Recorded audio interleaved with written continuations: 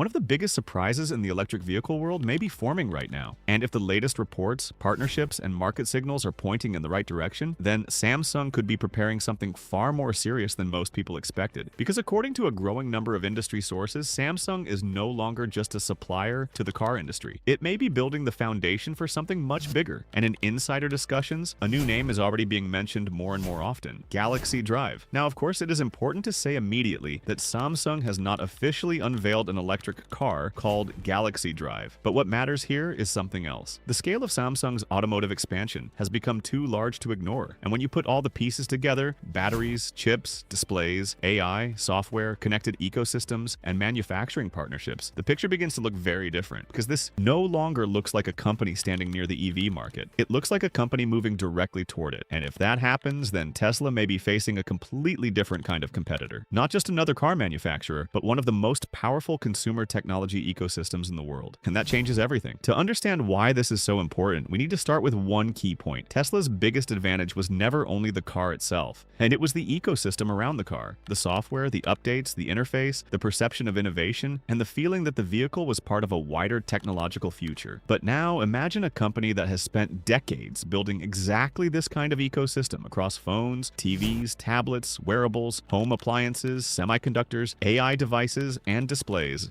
That company is Samsung. Samsung is not entering from zero. In fact, it is already deeply embedded in the automotive industry. Through Samsung SDI, the company is one of the world's major battery players. It supplies advanced batteries for electric vehicles and continues investing heavily in next-generation battery chemistry. In recent years, Samsung SDI has emphasized high-nickel battery cells and has also been developing solid-state battery technology, which many experts see as one of the most important future breakthroughs in EVs. Some prototypes discussed in the industry suggest energy density levels that could potentially support much longer driving range than many current lithium-ion systems. And this matters because battery cost and battery performance remain two of the most critical parts of the electric vehicle equation. In many EVs today, the battery pack can account for roughly 30% to 40% of the total vehicle cost. So any company with deep battery expertise automatically has one of the biggest strategic advantages in the market. Tesla understands this very well, but Samsung has its own path here, and that path is getting stronger. Then there are chips, and this may be where the story becomes even more serious. Samsung is one of the largest semiconductor manufacturers in the world. It has leading capabilities in memory, system chips, foundry production, image sensors, and AI processing. Modern electric cars are no longer simple machines. They are computers on wheels. A premium EV can contain thousands of semiconductor components. Some estimates from the automotive chip market suggest that semiconductor content per vehicle has been rising dramatically, especially in EVs and software-defined vehicles, where it can exceed $1,000 per car, and in some high-end cases go far beyond that. That means the future of the car is increasingly tied not just to motors and wheels, but to processing power, driver assistance, autonomous functions, infotainment, connectivity, battery management, thermal optimization, smart displays, biometric access, and AI assistance all depend on chips. And Samsung is one of the very few companies in the world that can build this technology at scale. Tesla builds powerful software, yes, but Samsung can potentially control both the silicon and the ecosystem around it. The next part is displays, and here Samsung may have an even more visible advantage. Today, the car interior is becoming a digital interface. Screens are no longer secondary. They are becoming the dashboard itself. Research from multiple market trackers shows that automotive display demand continues to rise as vehicles shift toward larger infotainment systems, passenger displays, head-up displays, and digital instrument clusters. Samsung Display has already been expanding in this direction, including OLED solutions for automotive applications. Now imagine what happens if Samsung brings the same design philosophy from its flagship phones and TVs into a car. A seamless curved display layout, high brightness OLED panels, adaptive UI, deep synchronization with Galaxy smartphones, watches, tablets, and even Samsung SmartThings enabled homes. This is where the concept of Galaxy Drive starts to feel less like speculation and more like a strategic inevitability. Because Samsung does not just know how to make hardware, it knows how to make products feel connected, and that is where traditional automakers still struggle. Many vehicles today still feel like separate systems stitched together over time. A phone app here, a navigation layer there, a few disconnected assistants. But Samsung's core strength has always been integration. And then there is Harman. This is one of the most important parts of the story, and it is often underestimated. Samsung acquired Harman in 2017 for about $8 billion.